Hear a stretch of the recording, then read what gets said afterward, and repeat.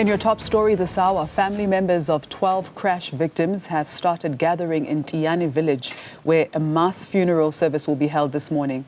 The deceased were mostly women on their way home from a church service last Sunday.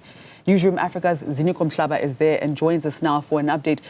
Good morning once again, Ziniko. Earlier you spoke to the son of one of the victims of this horrific crash. How are the families coping, and what can we expect from today's program?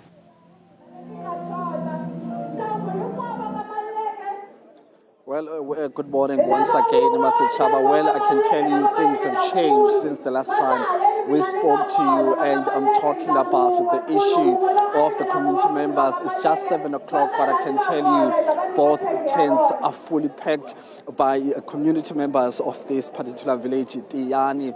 They got here as early as 6:30, just after talking to you. That's when they started arriving. Now they are well seated and ready for the official proceeding to start. We understand that, all the 12 bodies will be coming through coffins, and they will be, located under this tent. That's why you're seeing those community members also, sitting side by side. On my right hand side, from a different vintage point, that's where you see family members seated there. So that's the situation there, as Kissing that. So that's why you are sitting. The sitting arrangements have been made in a sense that, family and community members will be on the other side, and of course the families and government officials will be on the other side. But now I am joined by a community leader, Ward Councillor Ndate Maribane, to give us a sense of how the community is feeling. Said this must be a very difficult moment for the community that you need to talk to us about. What is the sense and the general feeling of this village? Thanks very much, and greetings to yourself. And firstly, I want to send condolences to all the affected families and the whole village of Tiyani as a whole. In fact, this tragedy has cost us a lot, and we think as a government locally that the national must intervene on that road to come with contingency plan to make sure that we keep this accident that keep on happening on that road. I mean, as we were driving on that road, a lot of people were warning us that it's a deadly road that has taken many lives. How serious is that issue, and how long has it been problematic, and what has been the response of government in terms of what you are requesting for the national government to come and intervene? What has been their response? Yes, of course, we believe that the government should come with a contingency plan, because that road, most of the time, there are a lot of trucks using that road. If the government can come with a plan to make sure that there is a lane dedicated specifically for trucks, because most of the accidents are caused by heavy vehicles on that road. Talk to us about the people we are bidding farewell to today. Most of them were mothers. Talk to us about the gap that they are living in this particular village. They were congregants, but they were leaders in their own homes. The impact of their loss on those family members from what you picked up during the week. Yeah, of course, one death is too many. These are our mothers.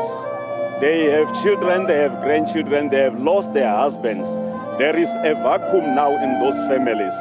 But hopefully, I believe that with time, they will heal, because the social workers are very seriously working, intervening to make sure that they get the necessary support psychologically.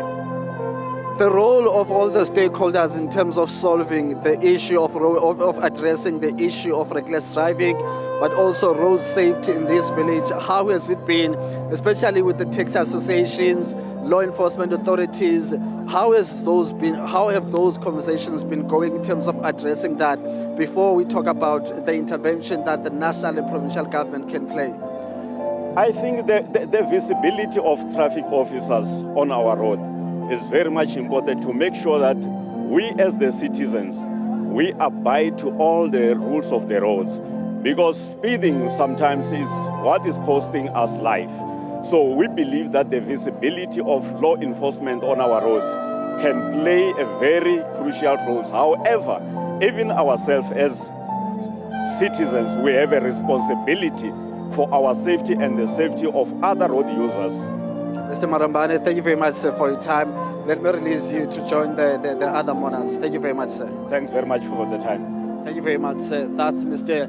Marambane Masichaba, who is a ward councillor here in the Tiyani village, responsible for this particular ward. Well, there were some issues that were really, pointed out by the Premier of this province, Dr. Popi Matuba, who had said that the province has lost over 1,000 people already since the start of this year, saying that, well, roads such as the R81, which is the road that claimed the lives of these 12 individuals who will be buried today, needs a serious intervention, which is a sense that has just been shared by a ward councillor. So that's something that really needs to be looked at right now. But as we had said, that indeed the support of this family, of this village, has been amazing towards the affected families. Now they are sitting waiting for the official proceedings to start here at the Tiyani village in Limpopo, Mascham.